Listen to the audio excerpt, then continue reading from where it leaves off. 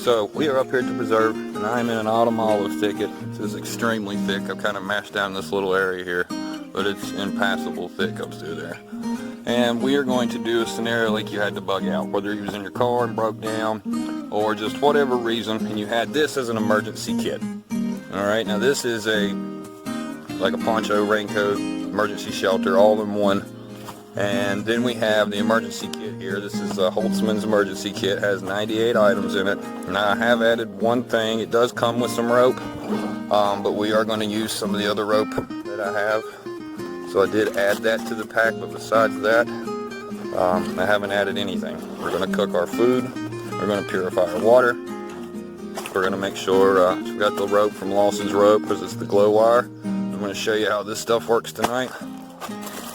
Safety kit, and then all the little things you guys saw before that's in here, and all these little pockets are just full of stuff. And as I use it, I'll show you. It's time to bug out, guys. We got to get hurrying on the shelter because we still got to catch dinner. I've just kind of cleared out the spot a little bit. I ran ahead and ran me a ridge line. This is your ridge line, and it goes for anything you use like this, whether this is a piece of wood and you're doing a lean-to, or an A-frame, or just anything. The backbone, sorry, I'm a little out of breath because I'm rushing, because I want to make sure we get all this done and still have time to try to get some calories. But your ridge line is the backbone of what you're going to build off of. We've got our raised bed. It's not much. I just worked with what was inside of here. Like I said, we're trying to do the least amount possible. We're playing this situation like we'll anticipate being here for a night, maybe two. If there's a food source here to be had to really fuel up, and then we're going to move on. So it's being just one person, I just need a bed, and it probably doesn't come through on camera very well, but we just want to be up off the ground a little bit. I've got one of these at both ends, see down here, just to raise me up a couple inches. I have packed leaves underneath to create a barrier, and then I laid poles, debris just running this direction, and then packed what I could find around. I started with autumn olive branches and then worked up to something softer. That's where we're at now. Humid, hot. Holtzman's little emergency blanket, poncho, raincoat, everything in one. It comes with 4 steaks.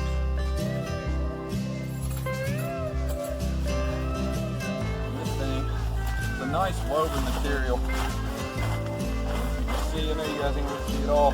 It's super huge. But if you want to just go out somewhere and picnic, or even like I said, a survival situation, take these corners down.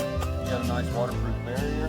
You can just roll up in this if it's the only thing you had, or you can put up a ridge line instead, like we've done, and use it as cover. That's what we're going to do.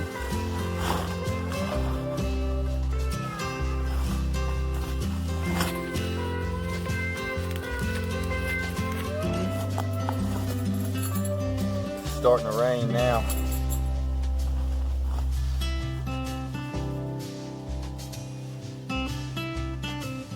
This might be long enough. We don't have to tie out anywhere.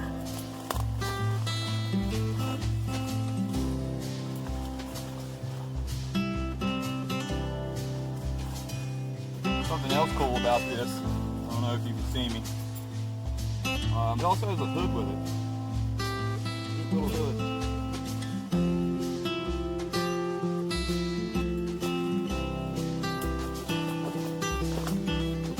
Folds from the side and has a couple buttons with it, and you can button it up like a raincoat.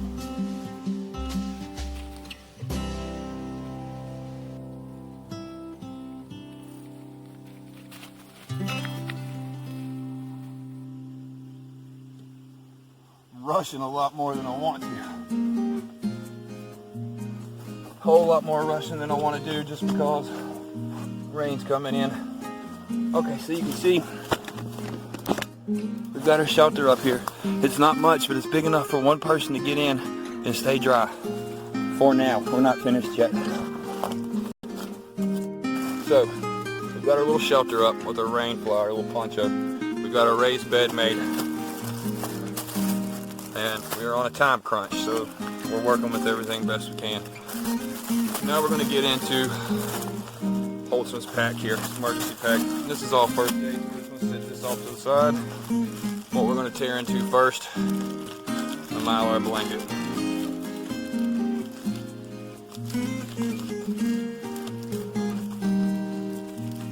Now we could have used this for a shelter, but what we're gonna do.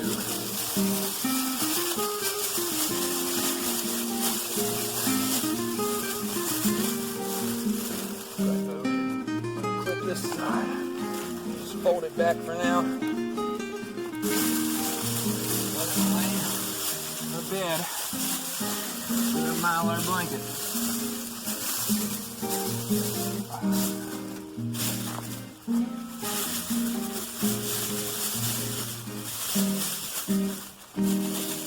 Now, this stuff is noisy, but crinkling under you at night is going to be a lot better than being cold. And that's going to be a great insulator, even on top of the raised bed. Then we're just going to pull our shelter back down. Get our stake in there. I'll show you all we got.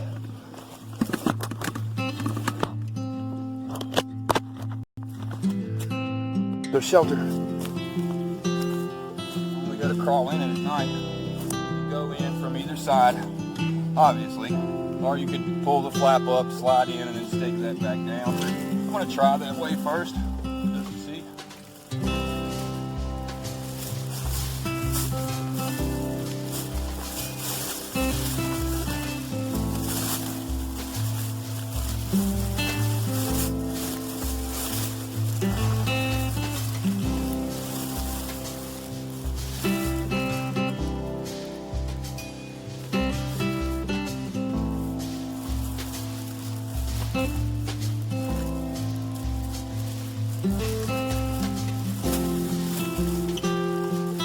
Outside, situated.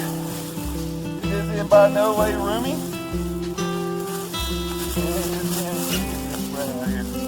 No way roomy.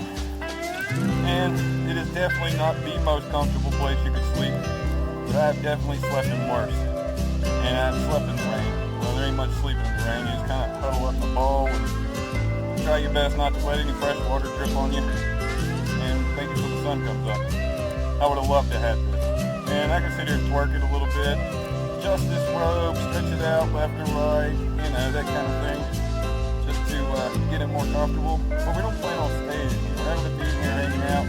You'll come in here right as you're dozing off outside, working on your stuff, or you know, just whatever you need to do to ensure your survival. You're going to crawl in here at night and sleep. We're going to start working on our fire next.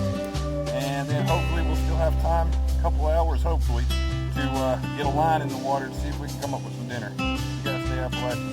Stay tuned, we'll be back soon.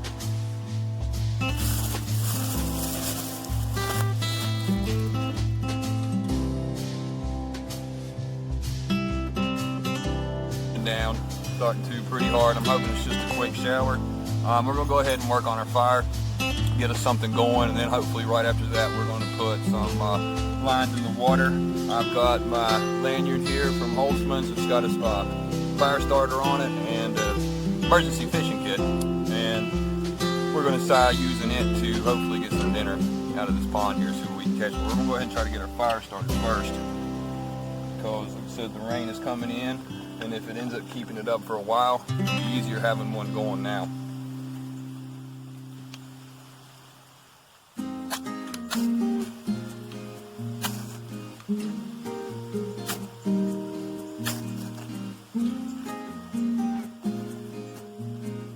You gotta love that fire rod. I ain't kidding. You guys just watch me. There's no cuts. Holtzman fire rod, man. It takes practice and it does take skill. But having good tools, it means something. I didn't even have a great fire bundle here. There wasn't much. I had to work with leaves and they're a little damp. We're just gonna baby it. Let it go slow.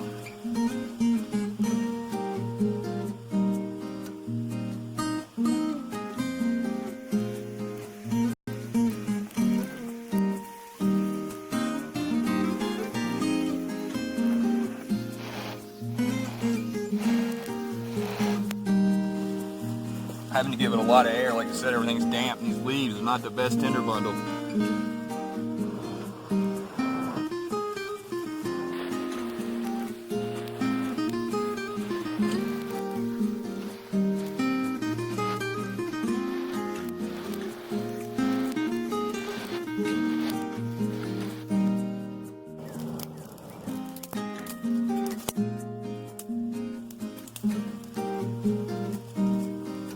Rain's still falling a little bit.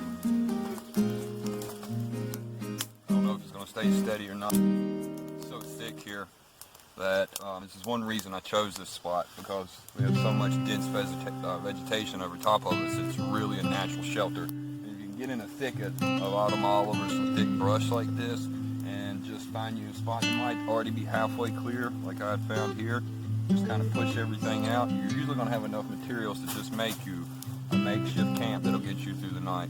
Now this will keep you warm. This will work great for me for tonight.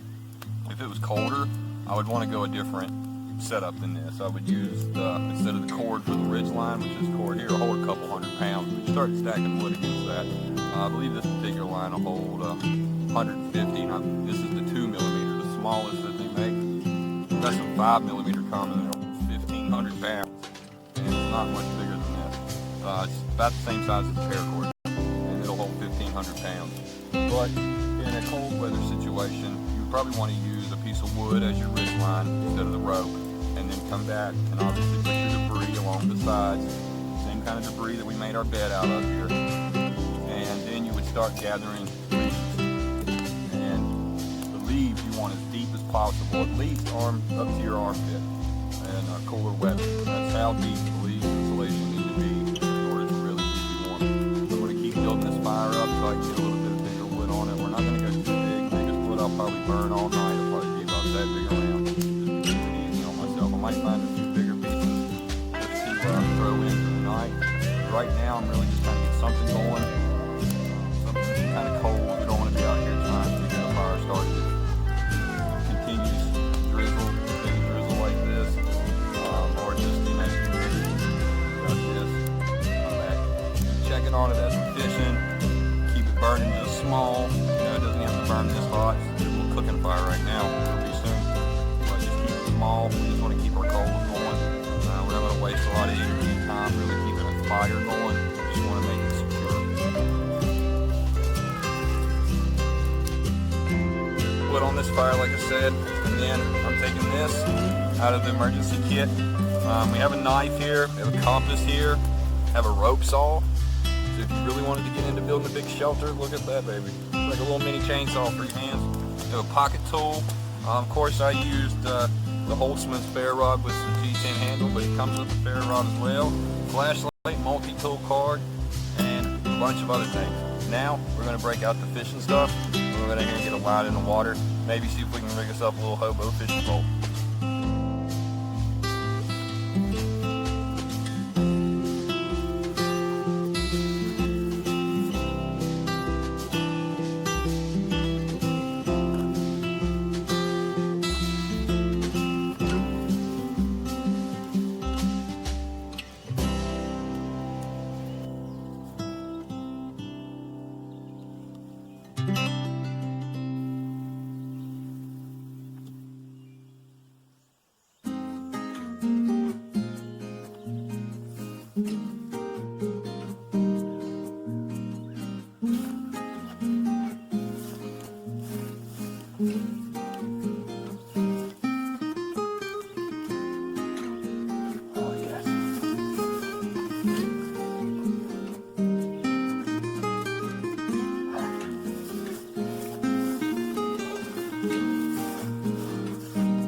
Not a bad large mouth, huh? Dinner, pretty good. What I've got going on here is I got me a little hobo fishing pole, reel made. Just some, I've got the emergency fishing line out of the emergency bag that we had from Holtzman's, and it comes with sinkers, hooks, a couple floats, and even some swivels. And dug up some bait, got that on a piece of worm, So we're going to throw that on there. We're going to keep fishing and see what else we can get. Here's my little hobo fishing pole here. And I didn't even take time to make it pretty. I just grabbed a limb, kind of shaved off this bottom side. You want it pretty smooth or it'll catch. And just roll your line around it. It comes in a little bag with everything you need here. I'm going to dig up some more bait real quick. So I'm going to go get some bait and get me up a couple. Looks like we're going to have some pretty good fish in here. Use our hobo fishing pole, and I got to get me a stringer built up for these guys. And we're going to be cooking some bass over the fire tonight for dinner.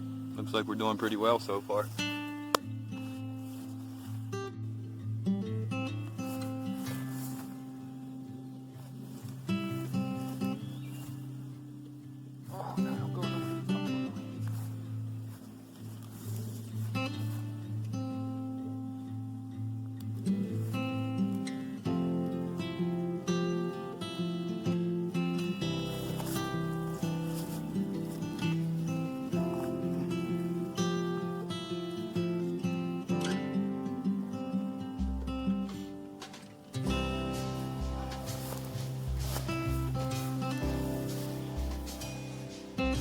I think we've got us enough for a little dinner now. I think we won't take any more just because they're biting good. Because we've already got a few here. I think 3 will be more than enough. And I'm excited about this spot because once we get the homestead up and going, it's about a quarter mile that way. Once we get the homestead up and going, we're going to build us a smoker on down the road. We're going to come down here and start catching these babies and learn to preserve, because that's a big key. You can catch this, and this is, I could feed myself for at least 2 days easy and eat pretty good with just this catch. And I don't have a whole lot of time in this. So we're going to go back and I'm going to build another fire out here towards the pond and go ahead and just cook these guys up now. And we'll just maintain our little fire back at our camp. Alright, I've come down here to the stream to clean our fish. Water's cleaner here, a little faster moving. Rain obviously is let up from earlier, and I've already got a fire going just up the bank here. We're about 150 yards from camp. There is a lot of bear here, so we don't want to do this right in our camp. This will bring them in closer anyway, even being this far.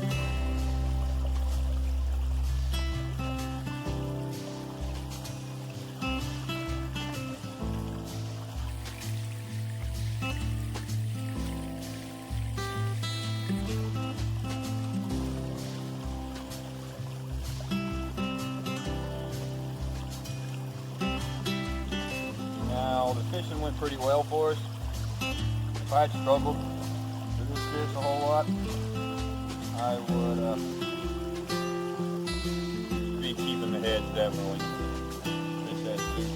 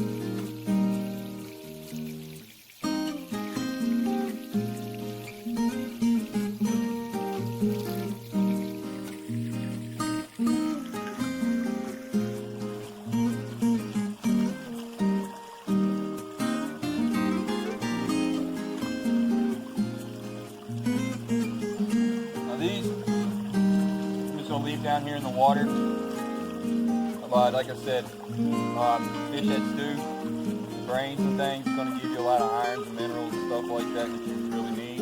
Or you can use them for bait, not garbage. No part of this fish is garbage. You could use it for something in a survival situation.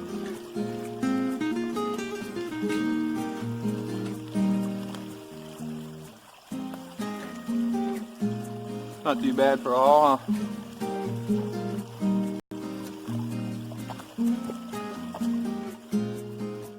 Okay, so we're down here from the campsite about 100 yards, maybe a little better. And I set up here as a little kitchen for my food, and I do have my pot with me. I might have forgot to tell you that earlier. But you can see the fish here, and they are over the fire. I've got them just out of the way of the flames, so the heat will come off of it there, and just kind of cook them. And I've just got a simple forked branch with another forked branch leaned through it, and weighted down on that end just so I can adjust it as I need to for the fish. And we're getting this little water going too at the same time. And we're just going to let this go while we gather firewood for our campsite. I've already got a bunch here gathered for cooking, and I'll probably use some of this up there. And we'll just kind of get everything together for dinner, ready for the night, and be turning in soon.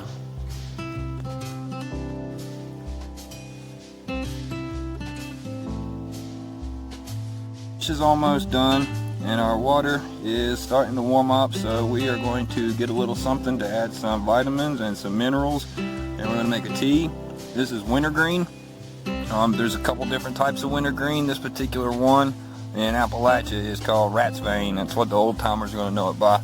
Here's some more. And let me show you what the blooms look like. Here's another patch right here.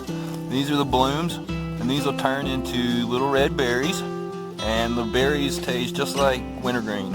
I mean, you know, like wintergreen skull or something like that. I mean, that's what it is, wintergreen.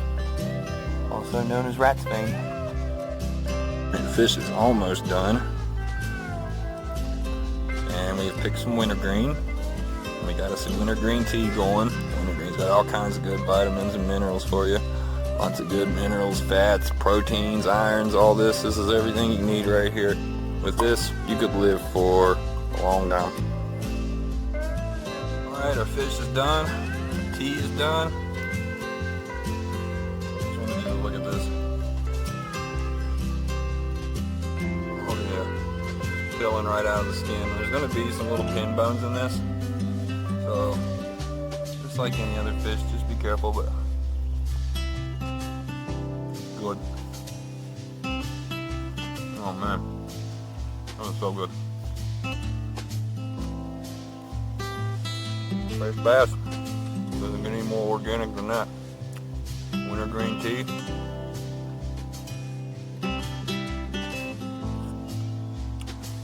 Hot. Good though. Nice hot meal.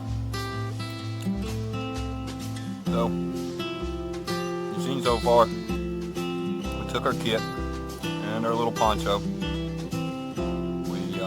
Made a raised bed, set our ridge line with our ropes, got our shelter set, got us a little firewood put away.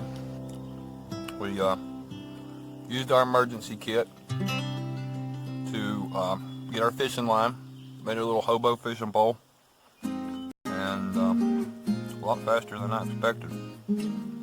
Caught 3 pretty nice bass. I couldn't imagine trying to come back through here with an actual pole and lures and all that good stuff. Look at this. Watch this meat just peel off of here.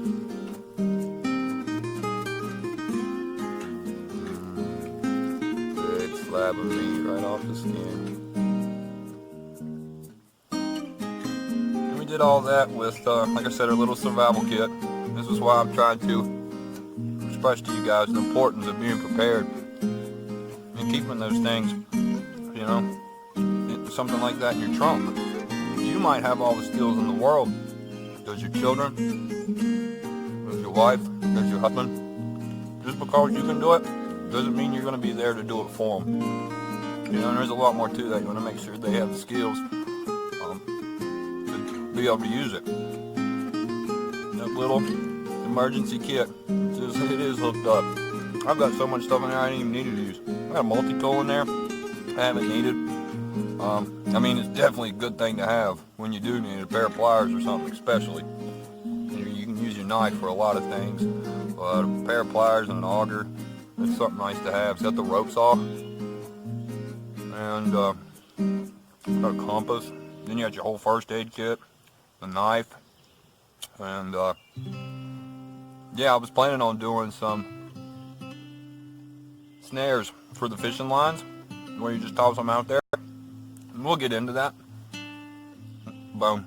But it went so easy with the hobo fishing pole, there just wasn't no point in setting the snare, so we'll just save that for a different time. Till then, I'm going to finish off this one and my other 2 fish, enjoy a big glass of tea, go down here and scrub up in the creek, and start getting a little more firewood together and get ready. We've got about, where we at? About 2.5, 3 hours, maybe, before it's dark, and we've got maybe an hour before it's behind this ridge. So that's something you need to pay attention to too, especially in the mountains. Can't look at your watch and say it'll be dark at 8, because where you're standing, you might get dark at 6:30, or pretty close to dark.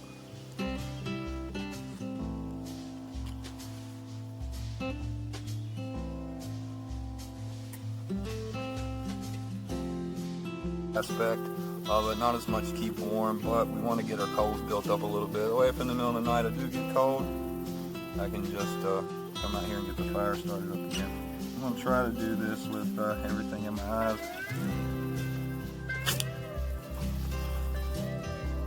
There's some super small ones. There she goes. It's going to make a world of difference. Hey guys, so here I am, looking like a baked potato in my aluminum foil. Mylar blanket's nice, and I can already tell a difference on this raised bed, big time, versus just being on the ground. That man, it's hard to record yourself and shine a light, not look like a psycho. But it's a lot better than laying on the ground. I've got my head hanging out right now, just kind of out, checking out above me. I'm about to snuggle down in here and call it a night. If I get cold, I've got enough of this Mylar blanket. It's pretty big. I can double it and put it over top of me. So, be doing that. So, guess that's where we're at. Time to go to bed. Good night, y'all. Stay Appalachian. Stay native. That's what it's like with no light. Just the fire. See a little light from the fire? Maybe you guys can see it. It's really not too bad. Good night, y'all.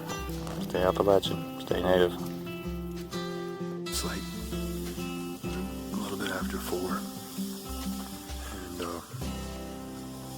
it's not been too bad. I've actually stayed pretty warm.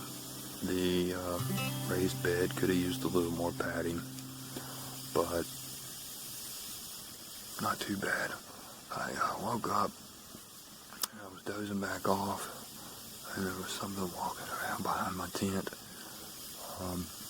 It's really thick. It was definitely 4-legged, and it wasn't small. It wasn't a deer. It could have been a coyote or a bear. I'm not sure. If it was a bear, it was small. You could just tell by the way the brush was moving and the sound of the footsteps. So I'm kind of just hanging out for a second, build my fire up a little, just to scare off whatever, and I'm getting ready to lay back down.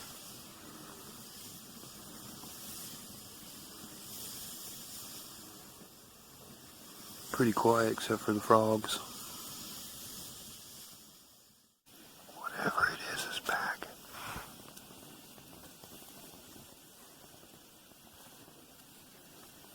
Can you hear that walking?